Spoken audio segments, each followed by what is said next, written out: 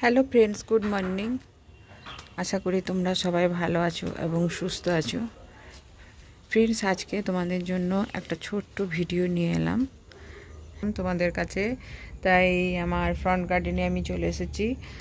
আর আজকে আমি তোমাদেরকে যেটা শেয়ার করব সেটা হচ্ছে তরুলতা প্লান্ট। তোমাদেরকে তরুলতা প্লান্টের ভিডিও দিয়েছি, যেটা আমার এই যে গাছটা আছে এই গাছটার উপরে আছে।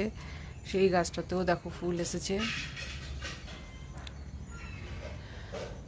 তো তরুলতা প্লান্ট তো খুব সুন্দর ফুল দিয়েছে, আর এখন সেই ফুলগুলো বীজ তৈরি হয়েছে। দেখো, এগুলো হচ্ছে আস্তে আস্তে বীজগুলো তৈরি হয়েছে, শুকনো হয়েছে, এর ভিতরে বীজ আছে। এই বীজ থেকেই আবার নেক্সট সিজনে ফুল আসবে। আর অনেক এই বীজগুলো অটোমেটিক মাটিতে পড়ে যায়, এগুলোকে কালেক্ট করি না, আমি যেখানে রেখেছি সেখানে মাটিতে পড়ে আবার নতুন চারা দেবে নেক্সট সিজনে। আর এই শীতকাল যখন আসছে তখন এই গাছটা পুরো একদম মানে মরে যাবে, মনে হবে দেখে যে মরে গেছে গাছটা। হয়তো গোড়াটা থাকবে, সেই গোড়া থেকে আবার নেক্সট সিজনে গাছ তৈরি হবে।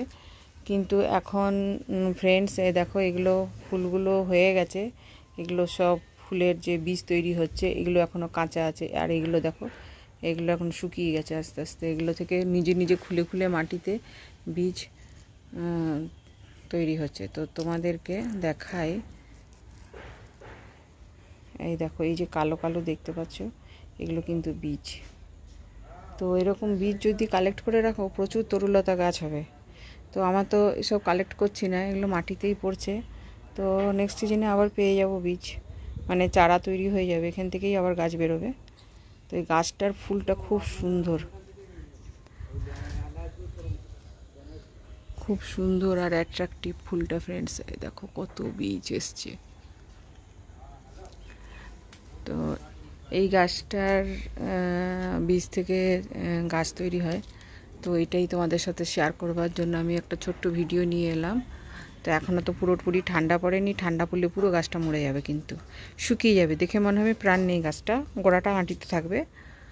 এই দেখো, এইখানে দেখো, এই দেখো, এই দেখো কালো কালো যে বীজগুলো, কত বীজ। তো ফ্রেন্ডস, বাই। নেক্সট ভিডিওতে আবার তোমাদের সঙ্গে দেখা হবে।